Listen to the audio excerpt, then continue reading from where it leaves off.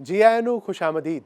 ਕਿਸਾਨ ਵੀਰੋ, ਪਸ਼ੂ ਪਾਲਣ ਨਾਲ ਜੁੜੇ ਤੁਹਾਡੇ ਸਵਾਲਾਂ ਦੇ ਹੱਲ ਲੱਭਣ ਦੀ ਫਿਰਾਕ ਵਿੱਚ ਲੱਗਿਆ ਪੀਟੀਸੀ ਨਿਊਜ਼ ਦਾ ਖਾਸ ਉਪਰਾਲਾ ਅਸੀਸ ਡੇਅਰੀ ਫਾਰਮ ਹੈਲਪਲਾਈਨ ਸੀਜ਼ਨ 2 ਲੈ ਹਾਜ਼ਰ ਹਾਂ ਮੈਂ।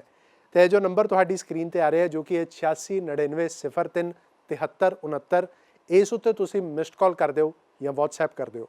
ਸਾਡੀ ਟੀਮ ਤੁਹਾਡੇ ਨਾਲ ਸੰਪਰਕ ਕਰਦੀ ਹੈ ਅਤੇ ਪਸ਼ੂ ਪਾਲਣ ਨਾਲ ਜੁੜੇ ਤੁਹਾਡੇ ਸਵਾਲ ਜਾਣਦੀ ਹੈ। ਤੇ ਅੱਜ ਦਾ ਜੋ ਸਾਡਾ ਵਿਸ਼ਾ ਹੈ ਉਹ ਬੜਾ ਹੀ ਖਾਸ ਹੈ, ਬੜਾ ਅਹਿਮ ਹੈ ਤੁਹਾਡੇ ਲਈ। ਤੇ ਵਿਸ਼ਾ ਹੈ ਦੁੱਧ ਅਤੇ ਦੁੱਧ ਵਾਲੀ ਮਸ਼ੀਨ ਦਾ ਰੱਖੋ ਖਾਸ ਖਿਆਲ, ਕਿਉਂਕਿ ਇਹ ਜੁੜੇ ਨੇ ਤੁਹਾਡੀ ਸਿਹਤ ਨਾਲ। ਜਿਸ ਬਾਰੇ ਗੱਲ ਕਰਨ ਲਈ ਸਾਡੇ ਨਾਲ ਅਸੀਸ ਤੋਂ ਨੇ ਡਾਕਟਰ ਸੁਮਿਤ ਸਿੰਘ। ਡਾਕਟਰ ਸਾਹਿਬ ਜੀ ਆਇਆਂ ਨੂੰ ਬਹੁਤ ਬਹੁਤ ਸਵਾਗਤ ਹੈ ਤੁਹਾਡਾ। ਥੈਂਕ ਯੂ ਨਿਖਿਲ ਜੀ। ਅੱਛਾ ਡਾਕਟਰ ਸਾਹਿਬ, ਪਹਿਲੇ ਤਾਂ ਸ਼ੁਰੂਆਤ ਮੈਂ ਇੱਥੋਂ ਕਰਨਾ ਚਾਹਾਂਗਾ ਕਿ ਦੁੱਧ ਦੀ ਸਫਾਈ, ਜਿਸ ਨੂੰ ਅਸੀਂ ਮਿਲਕ ਹਾਈਜੀਨ ਵੀ ਕਹਿੰਦੇ ਹਾਂ, ਉਹ ਹੁੰਦੀ ਕੀ ਹੈ ਤੇ ਸਾਫ਼ ਸੁਥਰਾ ਦੁੱਧ ਦੀ ਪੈਦਾਵਾਰ ਲਈ ਕਿਸਾਨ ਵੀਰਾਂ ਨੂੰ, ਪਸ਼ੂ ਪਾਲਕਾਂ ਨੂੰ ਕਿਹੜੀਆਂ ਗੱਲਾਂ ਦਾ ਧਿਆਨ ਰੱਖਣਾ ਚਾਹੀਦਾ? ਹਾਂਜੀ, ਸਭ ਤੋਂ ਪਹਿਲਾਂ ਤਾਂ ਸਾਰੇ ਕਿਸਾਨ ਵੀਰਾਂ ਨੂੰ ਪਿਆਰ ਭਰੀ ਸਤਿ ਸ੍ਰੀ ਅਕਾਲ ਤੇ ਨਮਸਕਾਰ। ਨਿਖਿਲ ਜੀ, ਦੁੱਧ ਬਾਰੇ ਥੋੜਾ ਦੱਸਣਾ ਚਾਹੂੰਗਾ ਕਿ ਆਪਣੇ ਕਲਚਰ 'ਚ ਜਿਹੜੀ ਦੁੱਧ ਦੀ ਮਹੱਤਤਾ ਬਹੁਤ ਜ਼ਿਆਦਾ ਦੱਸੀ ਹੈ। ਇਹਨੂੰ ਇੱਕ ਅਨਮੋਲ ਰਤਨ ਦੱਸਿਆ ਗਿਆ ਹੈ, ਪਰਮਾਤਮਾ ਦੀ ਦਾਤ ਦੱਸੀ ਗਈ ਹੈ। ਪਰਮਾਤਮਾ ਦੀ ਦਾਤ ਕਿਵੇਂ ਹੈ ਕਿ ਕੋਈ ਵੀ ਜੋ ਜੀਵ ਹੈ ਉਹਦੀ ਜਿਹੜੀ ਸ਼ੁਰੂਆਤ ਆ ਉਹ ਦੁੱਧ ਤੋਂ ਹੁੰਦੀ ਹੈ। ਬੱਚੇ ਦੀ ਮੰਨ ਲਓ ਕਿ ਪਹਿਲੇ 6 ਮਹੀਨੇ ਤੱਕ ਬੱਚਾ ਸਿਰਫ ਦੁੱਧ ਹੀ ਪੀ ਸਕਦਾ, ਇਸ ਕਰਕੇ ਇਹਦੀ ਮਹੱਤਤਾ ਜਿਹੜੀ ਹੈ ਬਹੁਤ ਜ਼ਿਆਦਾ ਆ। ਦੂਜੀ ਗੱਲ ਕਰੀਏ ਕਿ ਦੁੱਧ ਇੱਕ ਐਸੀ ਚੀਜ਼ ਹੈ, ਉਹ ਹਰ ਵਰਗ ਦੇ ਮਨੁੱਖ ਲਈ, ਚਾਹੇ ਉਹ ਬੱਚਾ ਹੈ, ਬੁੜਾ ਹੈ ਜਾਂ ਜਵਾਨ ਹੈ, ਉਹ ਸਾਰੇ ਇਸ ਦਾ ਸੇਵਨ ਜਿਹੜਾ ਕਰ ਸਕਦੇ ਆ। ਤਾਂ ਇਹਨੂੰ ਇੱਕ ਕੰਪਲੀਟ ਫੂਡ ਦੀ ਡੈਫੀਨੇਸ਼ਨ ਜਿਹੜੀ ਹੈ ਉਹਦੇ ਵਿੱਚ ਫਿੱਟ ਹੁੰਦਾ ਕਿ ਹਰ ਰਿਕੁਆਇਰਮੈਂਟ ਜਿਹੜੀ ਪ੍ਰੋਟੀਨ ਐਨਰਜੀ ਦੀ ਇਹ ਪੂਰੀ ਕਰਦਾ, ਮਤਲਬ ਕੰਪਲੀਟ ਨਿਊਟ੍ਰੀਸ਼ਨ। ਬਿਲਕੁਲ ਜੀ, ਬਿਲਕੁਲ ਕੰਪਲੀਟ ਨਿਊਟ੍ਰੀਸ਼ਨ ਦਿੰਦਾ। ਸਾਫ਼ ਦੁੱਧ ਦੀ ਗੱਲ ਕਰੀਏ ਤੇ ਇੱਕ ਤੰਦਰੁਸਤ ਪਸ਼ੂ ਦੇ ਹਵਾਨੇ 'ਚੋਂ ਹਮੇਸ਼ਾ ਇੱਕ ਸਾਫ਼ ਤੇ ਤੰਦਰੁਸਤ ਦੁੱਧ ਹੀ ਪੈਦਾ ਹੁੰਦਾ। ਪਰ ਕਈ ਵਾਰੀ ਕੁਝ ਪ੍ਰਬੰਧਕੀ ਕਾਰਨ ਕਰਕੇ ਜਾਂ ਕੁਝ ਛੋਟੀ ਮੋਟੀਆਂ ਆਪਣੀ ਜਿਹੜੀ ਗਲਤੀਆਂ ਕਰਕੇ ਜਿਹੜੀ ਦੁੱਧ ਦੀ ਗੁਣਵੱਤਾ ਉਹ 'ਤੇ ਅਸਰ ਪੈਂਦਾ। ਉਸ ਤੋਂ ਸਭ ਤੋਂ ਪਹਿਲੀ ਚੀਜ਼ ਹੈ ਕਿ ਪਸ਼ੂ 'ਚ ਕਿਸੇ ਤਰ੍ਹਾਂ ਦੀ ਕੋਈ ਬਿਮਾਰੀ ਜਿਹੜੀ ਹੈ ਨਹੀਂ ਹੋਣੀ ਚਾਹੀਦੀ। ਉਹਦੇ ਵਿੱਚ ਪ੍ਰਮੁੱਖ ਮੰਨੀਏ ਤਾਂ ਥਨੇਲਾ ਰੋਗ ਜਿਹਨੂੰ ਆਪਾਂ ਕਹਿੰਦੇ ਆ, ਉਹ ਨਹੀਂ ਹੋਣਾ ਚਾਹੀਦਾ। ਉਹ ਵਾਲੇ ਦੁੱਧ ਦਾ ਸੇਵਨ ਵੀ ਅਸੀਂ ਨਾ ਕਰੀਏ। ਦੂਸਰੀ ਚੀਜ਼, ਜੋ ਆਪਾਂ ਪਸ਼ੂ ਨੂੰ ਖੁਰਾਕ 'ਚ ਆਪਾਂ ਦੇ ਰਹੇ ਹਾਂ ਉਹ ਹਮੇਸ਼ਾ ਹੀ ਚੰਗਾ ਹੋਣਾ ਚਾਹੀਦਾ ਹੈ, ਜਿਹਦੇ ਵਿੱਚ ਪੱਠਾ, ਹਰਾ ਚਾਰਾ ਜਾਂ ਅਚਾਰ ਜਿਹਨੂੰ ਆਪਾਂ ਕਹਿ ਦਿੰਦੇ ਹਾਂ, ਜਾਂ ਤੂੜੀ ਹੈ, ਜਾਂ ਕੋਈ ਵੀ ਜਿਹੜੀ ਆਪਾਂ ਦਾਣਾ ਜਾਂ ਫੀਡ ਦੇ ਰਹੇ ਹਾਂ ਉਹ ਵੀ ਚੰਗੀ ਗੁਣਵੱਤਾ ਵਾਲਾ ਹੋਣਾ ਚਾਹੀਦੀ ਹੈ।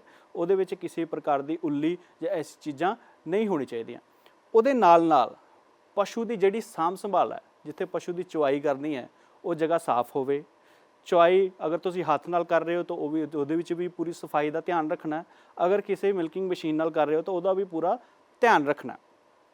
ਤੀਸਰਾ, ਜਿਸ ਭਾਂਡੇ ਵਿੱਚ ਅਸੀਂ ਦੁੱਧ ਨੂੰ ਸਾਂਭ ਰਹੇ ਹਾਂ ਉਹ ਵੀ ਸਾਫ਼ ਹੋਵੇ ਤੇ ਸਾਫ਼ ਥਾਂ 'ਤੇ ਰੱਖਿਆ ਜਾਵੇ, ਤਾਂ ਕਿ ਕਿਸੇ ਤਰ੍ਹਾਂ ਦਾ ਕੋਈ ਬੈਕਟੀਰੀਅਲ ਇਨਫੈਕਸ਼ਨ ਜਾਂ ਕੋਈ ਗੰਦਗੀ ਉਹਦੇ ਵਿੱਚ ਨਾ ਜਾ ਸਕੇ। ਹੁਣ ਤਾਂ ਦੇਖੋ, ਦੁੱਧ ਦੀ ਗੁਣਵੱਤਾ ਤੋਂ ਬਣਾਉਣ ਲਈ ਨਵੀਂ ਤਕਨੀਕਾਂ ਆ ਗਈਆਂ ਜੀ, ਠੀਕ ਹੈ, ਜਿਹਦੇ ਵਿੱਚ ਮਿਲਕਿੰਗ ਮਸ਼ੀਨ ਜਿਹੜੀ ਹੈ ਇੱਕ ਪ੍ਰਮੁੱਖ ਰੋਲ ਜਿਹੜੀ ਹੈ ਉਹ ਪਲੇ ਕਰਦੀ ਹੈ। ਤੇ ਡਾਕਟਰ ਸਾਹਿਬ, ਤੁਸੀਂ ਮਿਲਕਿੰਗ ਮਸ਼ੀਨ ਦਾ ਹੁਣੇ ਜ਼ਿਕਰ ਕੀਤਾ, ਇੱਥੇ ਮੈਂ ਜਾਣਨਾ ਚਾਹਾਂਗਾ ਕਿ ਮਿਲਕਿੰਗ ਮਸ਼ੀਨ ਦੇ ਫਾਇਦੇ ਕੀ ਨੇ ਤੇ ਉਹਦੇ ਨੁਕਸਾਨ ਕੀ ਨੇ? ਬਿਲਕੁਲ, ਬਹੁਤ ਵਧੀਆ ਸਵਾਲ ਹੈ ਨਿਖਿਲ ਜੀ। ਫਾਇਦੇ ਦੀ ਗੱਲ ਕਰੀਏ ਤਾਂ ਫਾਇਦੇ ਵੀ ਹੈਗੇ ਆ, ਨੁਕਸਾਨ ਵੀ ਹੈਗੇ ਆ। ਜਿਵੇਂ ਇੱਕ ਸਿੱਕੇ ਦੇ ਦੋ ਪਹਿਲੂ ਹੁੰਦੇ ਆ, ਇਸੇ ਤਰ੍ਹਾਂ ਅਗਰ ਆਪਾਂ ਮਿਲਕਿੰਗ ਮਸ਼ੀਨ ਦਾ ਰੱਖ ਰਖਾਵ ਸਹੀ ਤਰੀਕੇ ਨਾਲ ਨਹੀਂ ਕਰਾਂਗੇ ਤਾਂ ਨੁਕਸਾਨ ਵੀ ਹੋ ਸਕਦੇ ਆ। ਫਾਇਦੇ ਦੀ ਗੱਲ ਕਰੀਏ ਤਾਂ ਅੱਜ ਕੱਲ੍ਹ ਜਿਵੇਂ ਨਸਲ ਸੁਧਾਰ ਹੋ ਰਿਹਾ, ਹਰ ਘਰ 'ਚ ਜਿਹੜਾ 20-25-30 ਲੀਟਰ ਵਾਲਾ ਪਸ਼ੂ, ਦੁੱਧ ਦੇਣ ਵਾਲਾ ਪਸ਼ੂ ਜਿਹੜਾ ਹੈਗਾ, ਅਤੇ ਉਹਦਾ ਜਿਹੜੀ ਚੁਆਈ ਕਰਨ ਦਾ ਸਮਾਂ ਹੈ ਕਿ ਸਾਨੂੰ 5 ਤੋਂ 7 ਮਿੰਟ ਦੇ ਵਿੱਚ ਉਹਦੀ ਕੰਪਲੀਟ ਚੁਆਈ, ਮਤਲਬ ਪੂਰਨ ਚੁਆਈ ਕਰਨਾ ਬਹੁਤ ਜ਼ਰੂਰੀ ਹੈ। ਅਗਰ ਉਹਦੇ ਹਵਾਨੇ ਦੇ ਵਿੱਚ ਦੁੱਧ ਰਹਿ ਰਿਹਾ ਅਤੇ ਪਸ਼ੂ ਦੀ ਸਿਹਤ 'ਤੇ ਉਹਦਾ ਪੁੱਠਾ ਅਸਰ ਪੈਂਦਾ, ਦੁੱਧ ਦੀ ਕੁਆਲਿਟੀ ਵੀ ਜਿਹੜੀ ਹੈ ਉਹ ਖਰਾਬ ਹੁੰਦੀ ਹੈ। ਉਹਦੇ ਲਈ ਜਿਹੜਾ ਮਿਲਕਿੰਗ ਮਸ਼ੀਨ ਇੱਕ ਪ੍ਰਮੁੱਖ ਰੋਲ ਅਦਾ ਕਰਦੀ ਹੈ, ਜਿਹੜੇ ਕਿ 5-7 ਮਿੰਟ ਦੇ ਘੇਰੇ ਦੇ ਵਿੱਚ ਇੱਕ ਸਾਫ਼ ਦੁੱਧ ਤੁਹਾਡੇ ਸਾਫ਼ ਭਾਂਡੇ 'ਚ ਕੱਢ ਕੇ ਤੁਹਾਨੂੰ ਦਿੰਦੀ ਹੈ। ਪਰ ਇਹਦੇ ਵਿੱਚ ਕਈ ਵਾਰੀ ਨੁਕਸਾਨ ਜਿਹੜਾ ਹੈ ਉਹ ਆਪਣੇ ਹਿਊਮਨ ਐਰਰ ਜਿਹਨੂੰ ਆਪਾਂ ਕਹਿ ਦਈਏ ਉਹਦੇ ਕਰਕੇ ਹੋ ਸਕਦਾ ਕਿ ਅਗਰ ਆਪਾਂ ਮਸ਼ੀਨ ਦੀ ਸਫਾਈ ਪ੍ਰੋਪਰ ਤਰੀਕੇ ਨਾਲ ਨਹੀਂ ਕਰ ਰਹੇ। ਕਈ ਵਾਰੀ ਕਿਸਾਨ ਭਰਾ ਕੀ ਕਰਦੇ ਕਿ ਸਵੇਰੇ ਦੀ ਚੁਆਈ ਕਰ ਲਈ, ਹਲਕਾ ਜਿਹਾ ਜਿਹੜਾ ਪਾਣੀ ਨਾਲ ਉਹਨੂੰ ਸਾਫ਼ ਕਰਤਾ, ਜਿਹੜਾ ਕਿ ਬਿਲਕੁਲ ਗਲਤ ਹੈ। ਹਰ ਵਾਰ ਚੁਆਈ ਕਰਨ ਦੇ ਬਾਅਦ ਗਰਮ ਪਾਣੀ ਨਾਲ, ਅਤੇ ਉਹਦੇ ਲਈ ਅਲੱਗ ਤੋਂ ਕੈਮੀਕਲ ਆਉਂਦੇ ਆ ਜਿਹੜੇ ਕਿ ਸੇਫ ਹੁੰਦੇ ਆ, ਉਹਦੇ ਨਾਲ ਉਹਦੀ ਜਿਹੜੀ ਸਫਾਈ ਕਰਨਾ ਬਹੁਤ ਜ਼ਰੂਰੀ ਹੁੰਦੀ ਹੈ। ਦੂਸਰੀ ਚੀਜ਼, ਕਿਸੇ ਵੀ ਕੰਪਨੀ ਦੀ ਮਸ਼ੀਨ ਤੁਸੀਂ ਲੈ ਲੈਂਦੇ ਹੋ, ਉਹਦੇ ਜਿਹੜੇ ਇਕਵਿਪਮੈਂਟਸ ਹੈ ਜਿਹੜੇ ਕਿ ਸਫਾਈ ਕਰਨ ਵਾਲਾ ਜਿਵੇਂ ਬ੍ਰਸ਼ ਹੋ ਗਿਆ ਜਾਂ ਲਾਈਨਰ ਹੋ ਗਿਆ, ਉਹ ਉਸੇ ਕੰਪਨੀ ਦੀ ਯੂਜ਼ ਕਰਨਾ ਬਹੁਤ ਜ਼ਰੂਰੀ ਹੈ, ਕਿਉਂਕਿ ਉਹਦਾ ਜਿਹੜਾ ਸਾਈਜ਼ ਤੇ ਸ਼ੇਪ ਉਹਦੇ ਜਿਹੜੇ ਕੱਪ ਹੈ ਉਹਦੇ ਅਕੋਰਡਿੰਗ ਬਣਿਆ ਗਿਆ। ਤੁਸੀਂ ਹੋਰ ਕੰਪਨੀ ਜਾਂ ਦੇਸੀ ਕੰਪਨੀ ਦਾ ਯੂਜ਼ ਕਰ ਲਓਗੇ, ਕਿਆ ਪਤਾ ਜਦੋਂ ਤੁਸੀਂ ਬ੍ਰਸ਼ ਯੂਜ਼ ਕਰ ਰਹੇ ਹੋ ਉਹ ਅੰਦਰ ਤੱਕ ਸਫਾਈ ਨਾ ਕਰ ਸਕੇ, ਕਿਤੇ ਹੌਲੀ ਹੌਲੀ ਕੀ ਹੋਊਗਾ, ਉੱਥੇ ਦੁੱਧ ਜੰਮਣਾ ਸ਼ੁਰੂ ਹੋ ਜਾਊਗਾ, ਉੱਥੇ ਬੈਕਟੀਰੀਅਲ ਇਨਫੈਕਸ਼ਨ ਹੋਊਗੀ, ਦੁੱਧ ਦੀ ਕੁਆਲਿਟੀ ਵੀ ਖਰਾਬ ਹੋਊਗੀ ਤੇ ਗਾਂ ਜਾ ਕੇ ਪਸ਼ੂ ਨੂੰ ਵੀ ਉਹ ਨੁਕਸਾਨ ਕਰੂਗਾ। ਉਹਦੇ ਬਾਅਦ ਮਿਲਕਿੰਗ ਮਸ਼ੀਨ ਨੂੰ ਤੁਸੀਂ ਜਦੋਂ ਚੁਆਈ ਕਰਨ ਤੋਂ ਬਾਅਦ ਕਿਸੇ ਸਾਫ਼ ਥਾਂ ਤੇ ਰੱਖਣਾ। ਕਈ ਵਾਰ ਆਪਾਂ ਫਾਰਮਾਂ ਤੇ ਜਾਂਦੇ ਹਾਂ ਤੇ ਦੇਖਦੇ ਹਾਂ ਕਿ ਇਹ ਗੰਦੀ ਜਗ੍ਹਾ ਮਸ਼ੀਨ ਵਿੱਚ ਪਈ ਹੈ, ਉੱਤੇ ਮੱਕੀ ਮੱਛਰ ਜਿਹੜਾ ਬੈਠਿਆ ਹੋਇਆ, ਤਾਂ ਉਹ ਚੀਜ਼ ਵੀ ਨਹੀਂ ਹੋਣੀ ਚਾਹੀਦੀ। ਇਹ ਸਾਰੇ ਉਹਦੇ ਨੁਕਸਾਨ ਹੈ। ਜੇ ਆਪਾਂ ਉਹਨੂੰ ਚੰਗੀ ਤਰ੍ਹਾਂ ਉਹਦੀ ਸਾਂਭ ਸੰਭਾਲ ਰੱਖ ਲਵਾਂਗੇ ਤਾਂ ਵਧੀਆ ਕੁਆਲਿਟੀ ਦਾ ਦੁੱਧ ਜਿਹੜਾ ਅਸੀਂ ਉਹ ਪੈਦਾ ਕਰ ਸਕਦੇ ਹਾਂ। ਅੱਛਾ, ਇਹਦਾ ਮਤਲਬ ਹੈ ਕਿ ਜਿਹੜਾ ਤੁਹਾਡਾ ਦੁੱਧੀ ਹੈ, ਮਿਲਕਮੈਨ ਹੈ, ਉਹ ਜੋ ਤੁਹਾਡੇ ਘਰ ਦੁੱਧ ਦੇਣ ਆ ਰਿਹਾ, ਉਹਨੂੰ ਇਹ ਸਵਾਲ ਸਾਰੇ ਪੁੱਛਣੇ ਚਾਹੀਦੇ? ਬਿਲਕੁਲ ਪੁੱਛਣੇ ਚਾਹੀਦੇ, ਬਿਲਕੁਲ ਜੀ, ਕਿਉਂਕਿ ਤੁਹਾਡਾ ਹੱਕ ਬਣਦਾ ਹੈ ਕਿ ਤੁਸੀਂ ਉਹਦੀ ਕੀਮਤ ਅਦਾ ਕਰ ਰਹੇ ਹੋ, ਤੁਸੀਂ ਕੰਜ਼ਿਊਮਰ ਹੋ, ਤੇ ਤੁਹਾਡਾ ਹੱਕ ਬਣਦਾ ਹੈ ਕਿ ਉਹਦੀ ਰਿਸਪੌਂਸਿਬਿਲਟੀ ਵੀ ਬਣਦੀ ਹੈ ਕਿ ਉਹ ਇਹ ਸਾਰੀ ਚੀਜ਼ਾਂ ਦਾ ਧਿਆਨ ਰੱਖੇ। ਬਿਲਕੁਲ ਡਾਕਟਰ ਸਾਹਿਬ, ਬਹੁਤ ਅਹਿਮ ਗੱਲਾਂ ਅੱਜ ਦੱਸ ਰਹੇ ਨੇ। ਤੇ ਇਸ ਤੋਂ ਬਾਅਦ ਡਾਕਟਰ ਸਾਹਿਬ ਇੱਥੇ ਵੇਲਾ ਤੇ ਬ੍ਰੇਕ ਦਾ ਹੈ। ਬ੍ਰੇਕ ਤੋਂ ਬਾਅਦ ਅਸੀਂ ਜੋ ਪਸ਼ੂ ਪਾਲਕ ਨੇ, ਕਿਸਾਨ ਵੀਰ ਨੇ, ਉਹਨਾਂ ਦੇ ਸਵਾਲ ਵੀ ਜਾਣਾਂਗੇ। ਤੁਸੀਂ ਵੇਖਦੇ ਰਹੋ Asees dairy farm helpline season 2।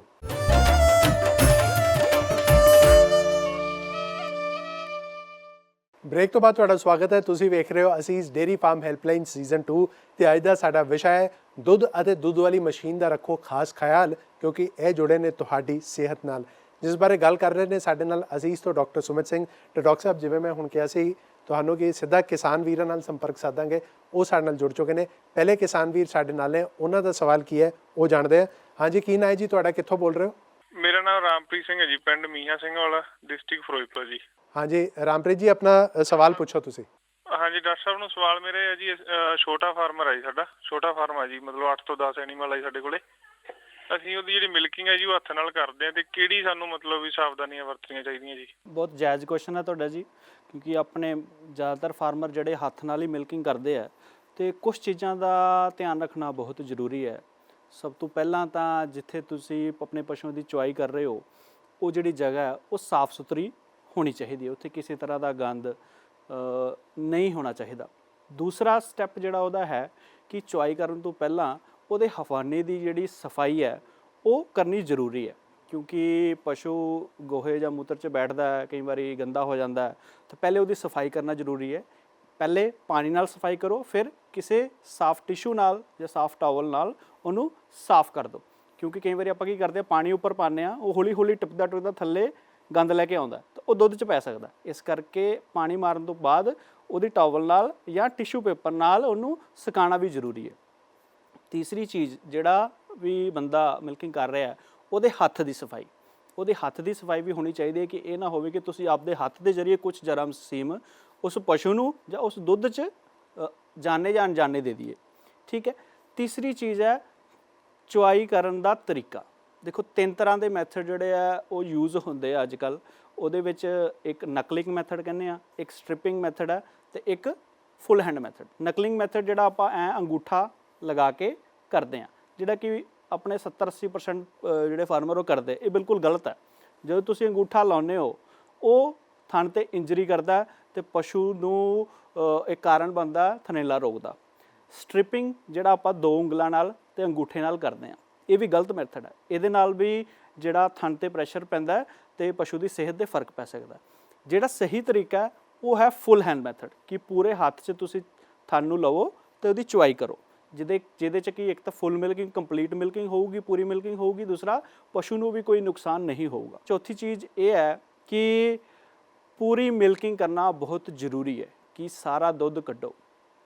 ਕਈ ਵਾਰ ਇਹ ਹੁੰਦਾ ਕਿ ਆਪਣੇ ਕੋਲ ਅੱਛੀ ਨਸਲ ਦਾ ਪਸ਼ੂ ਹੈ ਜਿਹਦਾ 20-25 ਲੀਟਰ ਦੁੱਧ ਹੈ, ਜਿਵੇਂ ਕਿ ਪਹਿਲੇ ਦੱਸਿਆ ਗਿਆ ਕਿ 5 ਤੋਂ 7 ਮਿੰਟ ਵਿੱਚ ਉਹਦੀ ਜਿਹੜੀ ਪੂਰਨ ਚੁਆਈ ਹੋ ਜਾਣੀ ਚਾਹੀਦੀ ਹੈ। ਤੇ ਉਹਦੇ ਲਈ ਆਪਾਂ ਨੂੰ ਇਹ ਵੀ ਕਰਨਾ ਚਾਹੀਦਾ ਹੈ ਕਿ 2 ਬੰਦੇ ਰਲ ਕੇ ਉਹਦੀ ਚੁਆਈ ਕਰੋ, ਕਿਉਂਕਿ ਅਗਰ ਇਕੱਲਾ ਬੰਦਾ ਚੁਆਈ ਕਰੂਗਾ ਤਾਂ ਉਹ ਸਮਾਂ ਜ਼ਿਆਦਾ ਲੱਗੂਗਾ, ਉਹਦੇ ਵਿੱਚ ਪਸ਼ੂ ਨੂੰ ਆਪਣਾ ਦੁੱਧ ਅੰਦਰ ਰੱਖੂਗਾ, ਉਹ ਗਾਂ ਮੈਸਟਾਈਟਸ ਦਾ ਜਿਹੜਾ ਕਾਰਨ ਬਣ ਸਕਦਾ। ਤੀਸਰੀ ਚੀਜ਼, ਦੁੱਧ ਸਾਂਭਣ ਦੀ ਪ੍ਰਕਿਰਿਆ। ਜਿਵੇਂ ਪਹਿਲੇ ਦੱਸਿਆ, ਸਾਫ਼ ਭਾਂਡੇ 'ਚ ਸਾਫ਼ ਜਗ੍ਹਾ ਉਸ ਦੁੱਧ ਨੂੰ ਰੱਖੋ ਤੇ ਡੇਅਰੀ ਤੇ ਜਲਦ ਤੋਂ ਜਲਦ ਜਿਹੜੀ ਆਪਣੀ ਡੇਅਰੀ ਹੈ, ਜਿੱਥੇ ਵੀ ਤੁਸੀਂ ਦੁੱਧ ਪਾ ਰਹੇ ਹੋ, ਜਿੱਥੇ ਮਿਲਕ ਚਿਲਿੰਗ ਸੈਂਟਰ ਹੈ, ਉੱਥੇ ਉਸ ਦੁੱਧ ਨੂੰ ਪਾ ਕੇ ਆਓ ਤਾਂ ਕਿ ਉਸ ਦੁੱਧ ਦੀ ਗੁਣਵੱਤਾ ਜਿਹੜੀ ਹੈ ਉਹ ਬਣੀ ਰਹੇ। ਬਿਲਕੁਲ, ਬਹੁਤ ਹੀ ਵਿਸਤਾਰਪੂਰਵਕ ਡਾਕਟਰ ਸਾਹਿਬ ਤੁਸੀਂ ਜਾਣਕਾਰੀ ਦਿੱਤੀ ਹੈ ਤੇ ਸਿਰਫ ਕਿਸਾਨ ਵੀਰ ਦਾ ਨਹੀਂ, ਬਾਕੀ ਵੀ ਜੋ ਕਿਸਾਨ ਵੀਰ ਸੁਣ ਰਹੇ ਨੇ ਉਹਨਾਂ ਦੇ ਜੋ ਡਾਊਟ ਨੇ ਉਹ ਵੀ ਬਿਲਕੁਲ ਮੈਨੂੰ ਲੱਗਦਾ ਦੂਰ ਹੋ ਗਏ ਹੋਣਗੇ। ਇਸ ਦੇ ਨਾਲ ਹੀ ਅਗਲੇ ਪਸ਼ੂ ਪਾਲਕ ਸਾਡੇ ਨਾਲ ਜੁੜ ਚੁੱਕੇ ਨੇ, ਉਹਨਾਂ ਦਾ ਸਵਾਲ ਕੀ ਹੈ ਉਹ ਜਾਣਦੇ ਹਾਂ। ਹਾਂਜੀ, ਕੀ ਨਾਂ ਹੈ ਜੀ ਤੁਹਾਡਾ, ਕਿੱਥੋਂ ਬੋਲ ਰਹੇ ਹੋ? ਹੈਲੋ, ਸਤਿ ਸ਼੍ਰੀ ਅਕਾਲ ਡਾਕਟਰ ਸਾਹਿਬ, ਮੈਂ ਲਖਵੀਰ ਸਿੰਘ ਬੋਲ ਰਿਹਾ ਬਿਸ਼ਨਾਹ ਜੰਮੂ ਤੋਂ। ਹਾਂਜੀ ਲਖਵੀਰ ਜੀ, ਆਪਣਾ ਸਵਾਲ ਪੁੱਛੋ। ਡਾਕਟਰ ਸਾਹਿਬ, ਗੱਲ ਇਸ ਤਰ੍ਹਾਂ ਕਿ ਦੁੱਧ ਵਿੱਚ ਜਿਹੜੀ ਉੱਲੀ ਤੇ ਸਮੈਟਿਕ ਸੈੱਲ ਦੀ ਗੱਲਬਾਤ ਹੋ ਰਹੀ ਹੈ, ਕਿਰਪਾ ਕਰਕੇ ਇਹ ਦੱਸੋ ਇਹ ਕੀ ਹਨ ਤੇ ਕਿੱਥੋਂ ਆਉਂਦੇ ਹਨ? ਸਤਿ ਸ਼੍ਰੀ ਅਕਾਲ ਲਖਵੀਰ ਜੀ, ਬਹੁਤ ਚੰਗਾ ਕੁਐਸਚਨ ਹੈ ਤੁਹਾਡਾ, ਜਿਹਦੇ ਵਿੱਚ ਆਪਾਂ ਨੂੰ ਜਿਹੜੀ ਅਵੇਅਰਨੈਸ ਤੇ ਜਾਗਰੂਕਤਾ ਹੋਣੀ ਬਹੁਤ ਜ਼ਰੂਰੀ ਹੈ ਤੇ ਆਉਣ ਵਾਲੇ ਸਮੇਂ 'ਚ ਸਰਕਾਰ ਵੀ ਇਹਦੇ ਲਈ ਕੜੇ ਕਾਨੂੰਨ ਜਿਹੜੀ ਹੈ ਲੈ ਕੇ ਆ ਰਹੀ ਹੈ। ਉੱਲੀ ਦੀ ਗੱਲ ਕਰੀਏ ਤੇ ਕਿਸੇ ਵੀ ਸੋਰਸ ਜ਼ਰੀਏ, ਚਾਹੇ ਉਹ ਪੱਠਾ ਹੈ, ਤੁਸੀਂ ਸਾਈਲੇਜ ਪਾ ਰਹੇ ਹੋ, ਤੂੜੀ ਪਾ ਰਹੇ ਹੋ, ਜਾਂ ਚੰਗੀ ਫੀਡ ਨਹੀਂ ਪਾ ਰਹੇ, ਉਹਦੇ ਜ਼ਰੀਏ ਜਿਹੜੀ ਹੈ ਉੱਲੀ ਪਸ਼ੂ ਦੇ ਸਰੀਰ 'ਚ ਜਾਂਦੀ ਹੈ ਤੇ ਉਸੇ ਤਰ੍ਹਾਂ ਉਹ ਉੱਲੀ ਜਿਹੜੀ ਹੈ ਦੁੱਧ 'ਚ ਬਾਹਰ ਕੱਢਦੇ, ਜਿਹਨੂੰ ਕਿ ਆਪਾਂ ਅਫਲਾਟੌਕਸਿਨ M1 ਦਾ ਨਾਮ ਦਿੰਦੇ ਹਾਂ। ਉਹਦੇ ਜਿਹੜੇ ਦੁਸ਼ਪ੍ਰਭਾਵ ਹੈ ਉਹ ਦੋਹੇ ਹੀ ਪਸ਼ੂਆਂ ਲਈ ਵੀ ਤੇ ਉਹਦਾ ਦੁੱਧ ਜਿਹੜਾ ਯੂਜ਼ ਕਰੂਗਾ, ਜਿਹੜਾ ਮਨੁੱਖ ਕਰੂਗਾ, ਉਹਦੇ ਵਿੱਚ ਵੀ ਬਹੁਤ ਹੀ ਗੰਦੇ ਪ੍ਰਭਾਵ ਹੁੰਦੇ ਆ, ਕੈਂਸਰ ਤੱਕ ਦਾ ਕਾਰਨ ਬਣ ਸਕਦਾ। ਆਉਂਦੇ ਕਿਵੇਂ ਆ ਕਿ ਹੁਣ ਜਿਵੇਂ ਆਉਣ ਵਾਲਾ ਸੀਜ਼ਨ ਆ ਰਿਹਾ ਬਰਸੀਮ ਦਾ, ਕਈ ਵਾਰੀ ਬਰਸੀਮ ਦੀ ਗਰੋਥ ਬਹੁਤ ਜ਼ਿਆਦਾ ਹੋ ਜਾਂਦੀ ਹੈ, ਤੁਸੀਂ ਉਹਦੀ ਜੜ੍ਹਾਂ 'ਤੇ ਦੇਖੋਗੇ ਤਾਂ ਕਾਲੀ ਕਾਲੀ ਉੱਲੀ ਜੰਮ ਜਾਂਦੀ ਹੈ, ਉਹ ਵੀ ਇੱਕ ਕਾਰਨ ਬਣ ਸਕਦਾ ਹੈ ਕਿ ਉਹ ਉੱਲੀ ਦਾ ਕਾਰਨ ਬਣ ਸਕਦਾ। ਦੂਸਰੀ ਚੀਜ਼, ਆਪਾਂ ਆਮ ਤੌਰ 'ਤੇ ਪਿੰਡਾਂ 'ਚ ਕੀ ਕਰਦੇ ਹਾਂ ਕਿ ਸਵੇਰੇ ਪੱਠੇ ਲੈ ਕੇ ਆਉਂਦੇ ਹਾਂ, ਉਹਨੂੰ ਕੁਤਰ ਕੇ ਰੱਖ ਦਿੰਦੇ ਹਾਂ, ਢੇਰੀ ਬਣਾ ਕੇ ਰੱਖ ਦਿੰਦੇ ਹਾਂ, ਦੁਪਹਿਰੇ ਜਾਂ ਸ਼ਾਮ ਤੱਕ ਉਹਦੇ ਹੱਥ ਪਾ ਕੇ ਦੇਖੀਏ ਤਾਂ ਉਹ ਗਰਮ ਹੋ ਜਾਂਦਾ। ਉਹ ਗਰਮ ਹੋਣ ਦਾ ਮਤਲਬ ਹੈ ਉਹਦੇ ਵਿੱਚ ਉੱਲੀ ਬਣ ਗਈ। ਉਹ ਉੱਲੀ ਵਾਲਾ ਪੱਠਾ ਜਦੋਂ ਪਸ਼ੂ ਖਾਊਗਾ, ਉਹ ਆਟੋਮੈਟਿਕਲੀ ਦੁੱਧ ਦੇ ਵਿੱਚ ਉਹ ਉੱਲੀ ਬਾਹਰ ਨਿਕਲ ਕੇ ਆਉਣੀ ਹੀ ਹੋਣੀ ਹੈ। ਦੂਸਰੀ ਚੀਜ਼, ਸਾਈਲੇਜ ਬਾਰੇ ਅਸੀਂ ਪਹਿਲੇ ਵੀ ਗੱਲ ਕਰ ਚੁੱਕੇ ਹਾਂ ਕਿ ਚੰਗੀ ਮੈਨੇਜਮੈਂਟ ਦੇ ਨਾਲ ਚੰਗਾ ਸਾਈਲੇਜ ਪਾਓ ਤਾਂ ਕਿ ਉਹਦੇ ਤੋਂ ਆਪਣੀ ਉੱਲੀ ਨਾ ਆ ਸਕੇ। ਦੂਸਰਾ ਕਾਰਨ ਤੂੜੀ ਵੀ ਹੋ ਸਕਦਾ। ਕਈ ਵਾਰੀ ਤੂੜੀ ਸਟੋਰ ਕਰਨ ਵੇਲੇ ਅਸੀਂ ਪਾਣੀ ਦਾ ਛਿੜਕਾਅ ਕਰਦੇ ਹਾਂ, ਜਾਂ ਬਰਸਾਤ ਦੇ ਮੌਸਮ 'ਚ ਕਿਸੇ ਵੀ ਜ਼ਰੀਏ ਅਗਰ ਕਿਸੇ ਵੀ ਸੋਰਸ ਦੇ ਜ਼ਰੀਏ ਪਾਣੀ ਅੰਦਰ ਆ ਰਿਹਾ ਤਾਂ ਉਹ ਵੀ ਉੱਲੀ ਦਾ ਕਾਰਨ ਬਣ ਸਕਦੀ ਹੈ। ਤੀਸਰੀ ਜਿਹੜਾ ਪ੍ਰਮੁੱਖ ਸੋਰਸ ਹੈ ਉਹ ਹੈ ਫੀਡ ਜਾਂ ਦਾਣਾ। ਫੀਡ ਜਿਹੜੀ ਬਣਦੀ ਹੈ ਕਈ ਰਾ ਮਟੀਰੀਅਲ ਨੂੰ ਲੈ ਕੇ ਬਣਾਈ ਜਾਂਦੀ ਹੈ। ਉਹਦੇ ਵਿੱਚ 2-3 ਜਿਹੜੀ ਚੀਜ਼ਾਂ ਹੈ, ਜਿਵੇਂ ਕਿ ਮੱਕੀ ਹੋ ਗਈ, ਖਲਾਂ ਹੋ ਗਈਆਂ, ਖਾਸ ਕਰ ਬੜੇਵੇਂ ਦੀ ਖਲ ਹੋ ਗਈ ਜਾਂ ਚੋਕਰ ਹੋ ਗਈ, ਉਹ ਮੇਨ ਸੋਰਸ ਹੈ ਉੱਲੀ ਦਾ। ਇਸ ਕਰਕੇ ਉੱਲੀ ਕੰਟਰੋਲਡ ਫੀਡ ਹੀ ਉਹਦੀ ਵਰਤੋਂ ਕਰੋ ਤਾਂ ਕਿ ਤੁਹਾਡੇ ਦੁੱਧ ਦੇ ਵਿੱਚ ਉੱਲੀ ਦੇ ਚਾਂਸ ਨਾ ਹੋ ਸਕਣ। ਇਹਦੇ ਲਈ ਵੀ ਕੜੀ ਹਦਾਇਤਾਂ ਜਿਹੜੀ ਹੈ ਗੌਰਮੈਂਟ ਆਉਣ ਵਾਲੇ ਸਮੇਂ 'ਚ ਕਰਨ ਵਾਲੀ ਹੈ। ਦੂਸਰੀ ਜਿਹੜੀ ਸਵਾਲ ਤੁਸੀਂ ਪੁੱਛਿਆ ਉਹ ਸੋਮੈਟਿਕ ਸੈੱਲ ਕਾਊਂਟ ਦਾ, ਇਹ ਵੀ ਕਿਤੇ ਨਾ ਕਿਤੇ ਉੱਲੀ ਨਾਲ ਹੀ ਜੁੜਿਆ ਹੋਇਆ। ਅਗਰ ਕਿਸੇ ਸੋਰਸ ਦੇ ਜ਼ਰੀਏ ਉੱਲੀ ਆ ਰਹੀ ਹੈ ਤੇ ਪਸ਼ੂ ਦੇ ਹਵਾਨੇ ਦੇ ਵਿੱਚ ਸੋਮੈਟਿਕ ਸੈੱਲ ਕਾਊਂਟ ਵਧਣ ਲੱਗ ਜਾਂਦਾ। ਸੋਮੈਟਿਕ ਸੈੱਲ ਕਾਊਂਟ ਦਾ ਮਤਲਬ ਕੀ ਹੈ ਕਿ ਅਗਰ ਪਸ਼ੂ ਦੇ ਹਵਾਨੇ 'ਚ ਕਿਸੇ ਸੋਰਸ ਦੇ ਜ਼ਰੀਏ ਇਨਫੈਕਸ਼ਨ ਜਾਂ ਉੱਲੀ ਆ ਰਹੀ ਹੈ, ਪਸ਼ੂ ਆਪਦਾ ਇਮਿਊਨ ਰਿਸਪੌਂਸ, ਮਤਲਬ ਅਸੀਂ ਸੈੱਲ ਬਣਾਉਂਦਾ ਜਿਹੜੇ ਉਸ ਇਨਫੈਕਸ਼ਨ ਨੂੰ ਕੰਟਰੋਲ ਕਰਦੇ ਆ, ਉਹਨੂੰ ਸੋਮੈਟਿਕ ਸੈੱਲ ਕਾਊਂਟ ਕਹਿੰਦੇ ਆ, ਜਿਹਦੇ ਵਿੱਚ WBC, ਅਗਰ ਟੈਕਨੀਕਲ ਗੱਲ ਕਰੀਏ ਤਾਂ WBC ਆਉਂਦੇ ਆ, ਉਹ ਇਨਫੈਕਸ਼ਨ ਨੂੰ ਰੋਕਦੇ ਆ। ਮਤਲਬ ਅਗਰ ਸੋਮੈਟਿਕ ਸੈੱਲ ਕਾਊਂਟ ਵਧਿਆ ਹੋਇਆ, ਮਤਲਬ ਕਿ ਉਹਦੇ ਹਵਾਨੇ ਦੇ ਵਿੱਚ ਇਨਫੈਕਸ਼ਨ ਹੈ ਤੇ ਪਸ਼ੂ ਵੀ ਬਿਮਾਰ ਹੋ ਸਕਦਾ। ਉਸ ਪਸ਼ੂ ਦਾ ਦੁੱਧ ਯੂਜ਼ ਕਰਕੇ ਇਨਸਾਨਾਂ ਦੇ ਵਿੱਚ ਵੀ ਉਹ ਕੋਈ ਨਾ ਕੋਈ ਦਿੱਕਤ ਆ ਸਕਦੀ ਹੈ। ਤੇ ਹੁਣ ਅਗਲੇ ਜੋ ਕਿਸਾਨ ਵੀਰ ਨੇ ਉਹ ਸਾਡੇ ਨਾਲ ਜੁੜ ਚੁੱਕੇ ਨੇ, ਉਹਨਾਂ ਦਾ ਸਵਾਲ ਕੀ ਹੈ ਉਹ ਵੀ ਜਾਣਦੇ ਹਾਂ। ਹਾਂਜੀ, ਕੀ ਨਾਂ ਹੈ ਜੀ ਤੁਹਾਡਾ, ਕਿੱਥੋਂ ਬੋਲ ਰਹੇ ਹੋ? ਮੇਰਾ ਨਾਮ ਮਗਨਦੀਪ ਸਿੰਘ ਹੈ ਜੀ, ਫਿਰੋਜ਼ਪੁਰ ਡਿਸਟ੍ਰਿਕਟ, ਤਹਿਸੀਲ ਜ਼ੀਰਾ, ਪਿੰਡ ਬੈਕ ਫੱਤੂ। ਹਾਂਜੀ ਜੀ, ਡਾਕਟਰ ਸਾਹਿਬ ਇਹ ਅਸੀਂ ਨਵਾਂ ਪਾਰਲਰ ਲਾਉਣ ਬਾਰੇ ਸੋਚ ਰਹੇ ਹਾਂ, ਇਹਦੇ 'ਚ ਕੀ ਸਾਵਧਾਨੀਆਂ ਚਾਹੀਦੀਆਂ ਆਪਾਂ ਨੂੰ, ਜਿਹੜਾ ਚੰਗੀ ਕੁਆਲਿਟੀ ਦਾ ਦੁੱਧ ਪੈਦਾ ਕੀਤਾ ਜਾਵੇ ਜਾਂ ਪਸ਼ੂਆਂ ਦਾ ਵੀ ਜਿਹੜਾ ਵਧੀਆ ਰਹਿਣ, ਪਾਰਲਰ ਬਾਰੇ ਸਾਡਾ ਸੀਗਾ ਵਿਚਾਰ। ਬਹੁਤ ਵਧੀਆ ਸਵਾਲ ਹੈ ਜੀ ਤੁਹਾਡਾ। ਨਿਖਿਲ, ਜਿਹੜਾ ਆਉਣ ਵਾਲਾ ਟਾਈਮ ਹੈ ਉਹ ਕਮਰਸ਼ਲਾਈਜੇਸ਼ਨ ਦਾ, ਕਿ ਅੱਜ ਕੱਲ੍ਹ ਤੁਸੀਂ ਦੇਖਦੇ ਹੋ ਬੜੇ ਬੜੇ ਸ਼ੈੱਡ ਹੈ ਜਿੱਥੇ 100-200 ਪਸ਼ੂ ਦਾ ਸ਼ੈੱਡ ਹੈ, ਉੱਥੇ ਮਿਲਕਿੰਗ ਕਰਨ ਲਈ ਮਿਲਕਿੰਗ ਪਾਰਲਰ ਜਿਹੜਾ ਬਹੁਤ ਹੀ ਜ਼ਰੂਰੀ ਹੈ।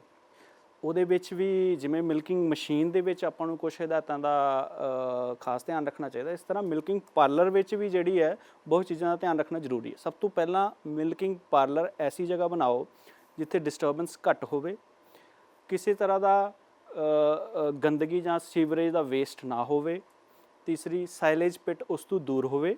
ਤੇ ਉਹ ਜਿਹੜਾ ਆਪਣਾ ਮਿਲਕਿੰਗ ਪਾਰਲਰ ਹੈ ਉਹ ਤੁਹਾਡੇ ਜਿਹੜੇ VMC ਹੈ ਬਲਕ ਮਿਲਕ ਚਿਲਿੰਗ ਸੈਂਟਰ ਉਹਦੇ ਨੇੜੇ ਹੋਵੇ। ਉਹਦੇ ਇਲਾਵਾ ਕਾਫੀ ਸਾਰੀ ਹੋਰ ਗੱਲਾਂ ਦਾ ਧਿਆਨ ਰੱਖਣਾ ਚਾਹੀਦਾ ਹੈ। ਉਸ ਤੋਂ ਸਭ ਤੋਂ ਪਹਿਲੀ ਚੀਜ਼ ਹੈ ਕਿ ਮਿਲਕਿੰਗ ਮਸ਼ੀਨ ਦਾ ਪ੍ਰੈਸ਼ਰ ਹੁੰਦਾ ਕੀ ਹੈ ਕਿ ਉਹ ਕੱਪ ਬਣਿਆ ਹੁੰਦਾ, ਉਹ ਥਣਾ ਤੇ ਐ ਪ੍ਰੈਸ਼ਰ ਪਾਉਂਦਾ ਤੇ ਉਹ ਚੁਆਈ ਕਰਦਾ, ਦੁੱਧ ਕੱਢਦਾ।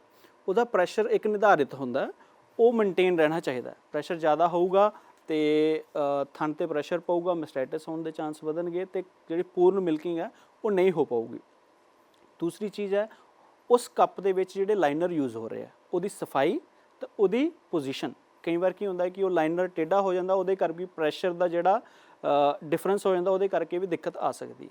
ਤੀਸਰੀ ਚੀਜ਼ ਉਸ ਲਾਈਨਰ ਦੀ ਜਿਹੜੀ ਲਾਈਫ ਹੈ, ਕਿਸੇ ਵੀ ਕੰਪਨੀ ਦਾ ਯੂਜ਼ ਕਰੋਗੇ ਉਸ 'ਤੇ ਮਤਲਬ ਖਾਸ ਲਿਖਿਆ ਹੁੰਦਾ ਕਿ ਇਸ ਲਾਈਨਰ ਨਾਲ ਤੁਸੀਂ ਇੰਨੀਆਂ ਮਿਲਕਿੰਗ ਕਰ ਸਕਦੇ ਹੋ, ਉਸ ਤੋਂ ਵੱਧ ਉਹਦੀ ਮਿਲਕਿੰਗ ਨਾ ਕਰੋ।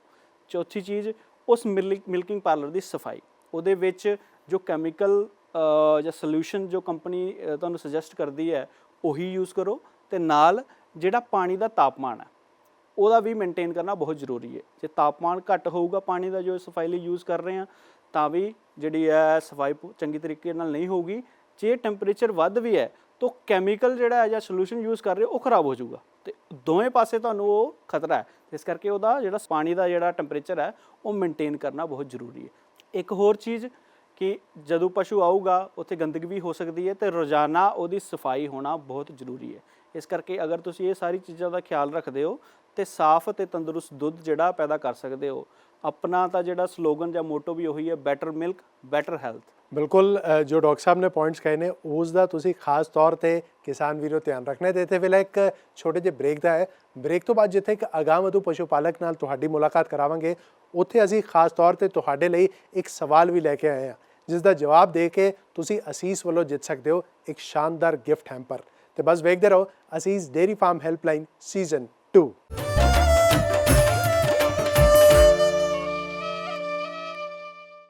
ਬ੍ਰੇਕ ਤੋਂ ਬਾਅਦ ਤੁਹਾਡਾ ਸਵਾਗਤ ਹੈ। ਤੁਸੀਂ ਵੇਖ ਰਹੇ ਹੋ ਅਸੀਸ ਡੇਅਰੀ ਫਾਰਮ ਹੈਲਪਲਾਈਨ ਸੀਜ਼ਨ 2। ਤੇ ਅਗਾਂਹਵਧੂ ਪਸ਼ੂ ਪਾਲਕ ਕੌਣ ਹੁੰਦਾ ਹੈ? ਜੋ ਆਪਣੀ ਅਗਾਂਹਵਧੂ ਸੋਚ ਦੇ ਨਾਲ ਨਾ ਸਿਰਫ ਆਪ ਅੱਗੇ ਵੱਧਦਾ ਹੈ ਬਲਕਿ ਬਾਕੀਆਂ ਨੂੰ ਵੀ ਅੱਗੇ ਵਧਣ ਲਈ ਪ੍ਰੇਰਨਾ ਦਿੰਦਾ ਹੈ। ਤੇ ਅਜਿਹੇ ਇੱਕ ਪਸ਼ੂ ਪਾਲਕ ਨਾਲ ਕਰਾਉਣੇ ਹਾਂ ਤੁਹਾਡੀ ਮੁਲਾਕਾਤ।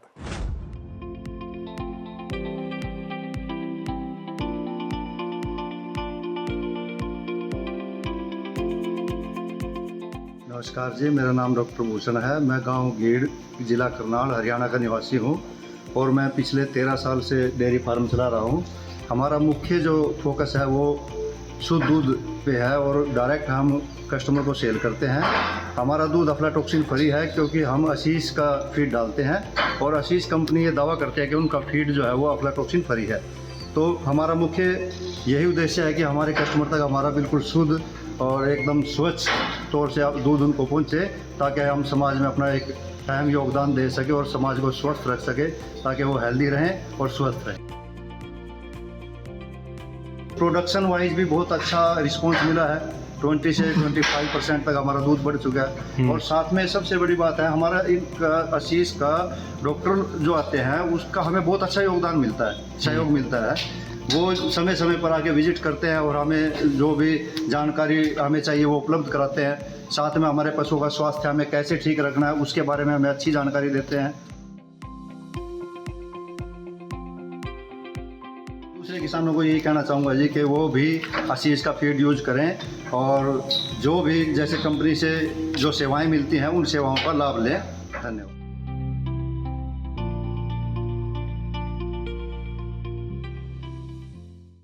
ਬਈ ਤੁਹਾਡੀ ਅਗਾਂਹਵਧੂ ਸੋਚ ਨੂੰ ਤਾਂ ਸਾਡਾ ਹਰ ਵੇਲੇ ਸਲਾਮ ਹੈ। ਤੇ ਅੱਜ ਦਾ ਜੋ ਵਿਸ਼ਾ ਹੈ ਕਿ ਦੁੱਧ ਅਤੇ ਦੁੱਧ ਵਾਲੀ ਮਸ਼ੀਨ ਦਾ ਰੱਖੋ ਖਾਸ ਖਿਆਲ, ਕਿਉਂਕਿ ਇਹ ਜੁੜੇ ਨੇ ਤੁਹਾਡੀ ਸਿਹਤ ਨਾਲ। ਇਸ ਨਾਲ ਜੁੜੇ ਜੋ ਮੁੱਖ ਪੁਆਇੰਟਸ ਨੇ ਉਸ ਉੱਤੇ ਮੁੜ ਤੋਂ ਇੱਕ ਵਾਰੀ ਝਾਤ ਪਾਉਂਦੇ ਹਾਂ।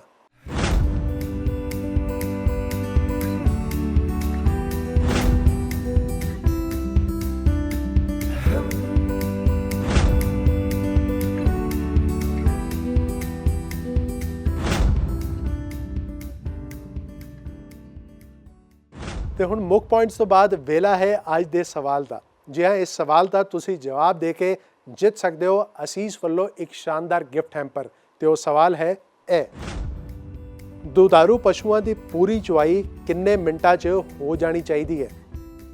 ਇਸ ਦੇ ਜਵਾਬ ਲਈ ਤੁਸੀਂ ਇਹ ਜੋ ਨੰਬਰ ਤੁਹਾਡੀ ਸਕਰੀਨ ਤੇ ਆ ਰਿਹਾ ਜੋ ਕਿ ਹੈ 8699037369 ਇਸ ਉੱਤੇ WhatsApp ਕਰਕੇ ਤੁਸੀਂ ਜਵਾਬ ਦੇਣਾ ਹੈ ਕਿ ਦੁਧਾਰੂ ਪਸ਼ੂਆਂ ਦੀ ਪੂਰੀ ਚੁਆਈ ਕਿੰਨੇ ਮਿੰਟਾਂ 'ਚ ਹੋ ਜਾਣੀ ਚਾਹੀਦੀ ਹੈ।